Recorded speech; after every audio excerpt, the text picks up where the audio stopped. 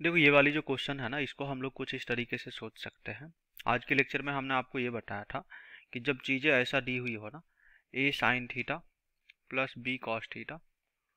तो इसका जो रेंज होता है ना वो बेसिकली लाइज करता है ए स्क्वायर प्लस बी स्क्वायर, और इधर पे अगर ये बात की जाए तो ये होता है minus of A square plus B square. इसके और इसके बीच में इसका रेंज होता है। तो इसका प्रूफ क्या होता है ना, वो चीज़ मैं बताने वाला हूँ अगले लेक्चर में, बट अभी मैं समझा देता हूँ। तो देखो इसके पीछे का लॉजिक ऐसा कुछ होता है, जैसे मान लो कि ये अपना एक ट्रायंगल है और ये ए है और ये बी है। तो इसको आप क्या लिखोगे, ए स्क्वायर प्लस बी स्क्वायर बोलोगे। तो मैं क्या बोलता हूँ, जब भी आपके सामने कुछ इस टाइप की चीज़ें दी हुई हो, A sine theta plus B cos theta, इस टाइप की चीज़ें हो, तो इसको मैनिपुलेट करने का जो स्टेप होता है ना, आप क्या करोगे ना, आप सिंपली ए डिवाइड बाय ऐसा लिख लोगे ए स्क्वायर प्लस बी स्क्वायर, और बी डिवाइड बाय आप लिख लोगे ए स्क्वायर प्लस बी स्क्वायर। देखो ये चीज़ आप अपना मन से डिवाइड कर रहे हो, तो इसलिए आपको ये मल्टीप्लाई भी करना पड़ेगा। तो यहाँ पे आप मल्टीप्लाई कर लो ए स्क्वायर प्लस बी स्क्वायर, ये कुछ ऐसा हो जाएगा। मतलब इस चीज़ को आप अच्छे से अरेंज करके लिखोगे ना, डेट मीन्स आपको ये कुछ ऐसा दिख जाएगा A square plus B square, और यहाँ पे आपको दिखने वाला है A divide by A square plus B square sine theta. दूसरा जो दिखेगा ये कुछ ऐसा दिख जाएगा B divide by A square plus B square cos theta. अभी देखो मैं क्या बोलता हूँ ना, आप ये जो हाईलाइटेड पार्ट है ना, इसको आप जस्ट एज्यूम कर लो कि ये आपके किसके बराबर है, ये चीज़ जो है कॉस अल्फा के बराबर है। तो देखो इसको आप जैसे ही कॉस अल्फा एज्यूम करोगे तो ये एंगल आपके अल्फा हो जाएंगे, तो कॉस अल्फा ये हो जाएंगे। तो आप ध्यान से देखो ना, ये चीज़ फिर आपके किसके बराबर हो जाएंगे, ये ऑटोमेटिकली साइन अल्फा के बराबर हो जाएंगे। आप इस ट्रायंगल से इस चीज़ को वेरीफाई कर सकते हो। डेट मीन्स यहाँ से आपको क्या मिल जाएगा, A square plus B square, और इस चीज़ को आपने कॉस अल्फा लिखा है तो यहाँ पे ये साइन थीटा हो जाएगा, और प्लस ये चीज़ आपके जो हो जाएंगे ये होंगे साइन अल्फा, और इसके मल्टीप्लिकेशन में कॉस थीटा। मतलब यहाँ से जो चीज़ें मिलेगी ना, आपको ये कुछ ऐसा मिल जाएगा A square plus B square,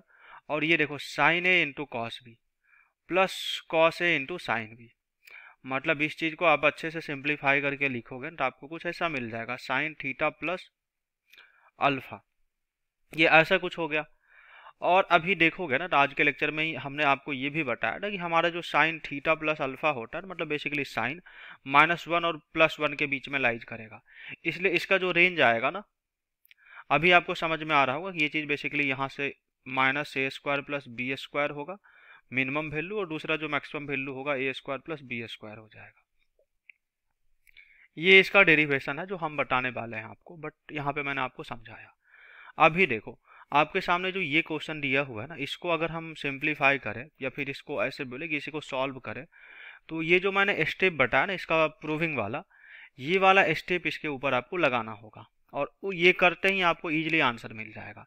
तो जैसे कि यहाँ पे आप देखोगे ना, तो आपको यहाँ पे क्या मिला हुआ है,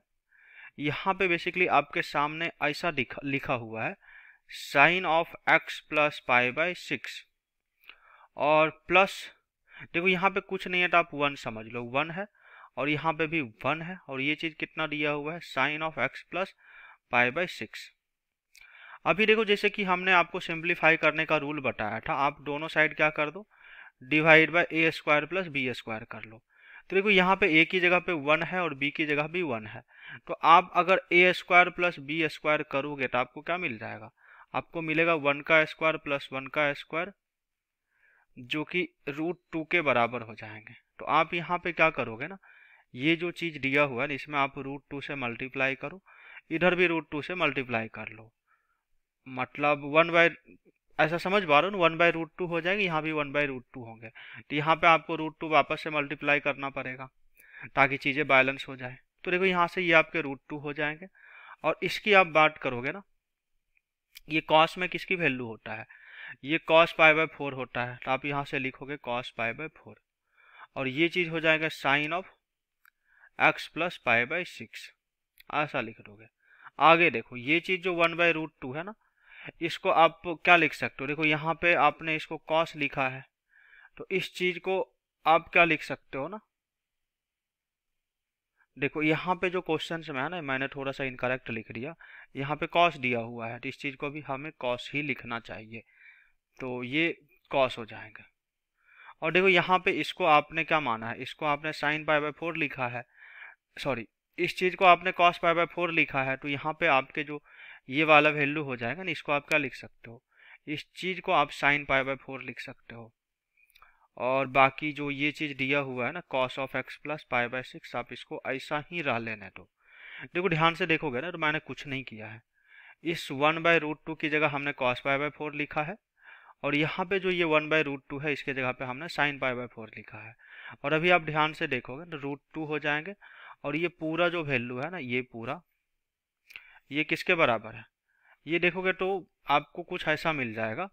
ये साइन a प्लस बी का फॉर्मूला है, तो a मैं इस पार्ट को बोल देता हूँ, तो यहाँ से x प्लस पाई बाय 6 मिल जाएगा, और b की बात करें तो ये पाई बाय 4 है। और इस चीज़ को आप सिंप्लीफाई करोगे तो आपको कुछ ऐसा मिल जाएगा √2 और साइन ऑफ x प्लस, देखो पाई बाय 6 का मतलब हुआ 30 डिग्री, पाई बाय 4 का मतलब हुआ 45 डिग्री, मतलब x प्लस 75 डिग्री के बराबर है। तो आपसे क्या पूछा गया है ना कि ये पूरा चीज़ मैक्सिमम कब होगा, तो देखो सिंपल सी बात है, ये हाईलाइटेड पार्ट का मैक्सिमम वैल्यू 1 होता है, तो ये 1 कब हो सकता है, तो सिंपल सी बात है ना, x की वैल्यू जब 15 डिग्री के बराबर होगा, तो ये 15 डिग्री प्लस 75 डिग्री, ये मिलके कितना आ जाएगा 19 डिग्री, सॉरी 90 डिग्री हो जाएगा। तो इस केस में साइन 90 जो होगा आपका क्या आ जाएगा, मैक्सिमम वैल्यू आ जाएगा। तो इसने इसमें आपसे क्या पूछा ना, एक्स की ऐसा क्या वैल्यू हो ताकि ये पूरी चीज़ क्या हो जाए, मैक्सिमम हो जाए। ये पूरा चीज़ बेसिकली किसके बराबर है, तो क्वेश्चन में जो ये चीज़ दिया हुआ है ना, इसको आप सिंप्लीफाई करोगे तो इससे आपको ये पूरा चीज़ मिल जाएगा। तो ये x के किस वैल्यू के लिए मैक्सिमम होगा, 15 डिग्री के लिए, दैट मीन्स 15 को आप ऐसा भी लिख सकते हो x is equal to pi by 12। तो यही आपके फाइनल आंसर हो जाएंगे इस पार्टिकुलर प्रॉब्लम का। आई थिंक आपको ये चीज़ें समझ में आई होगी।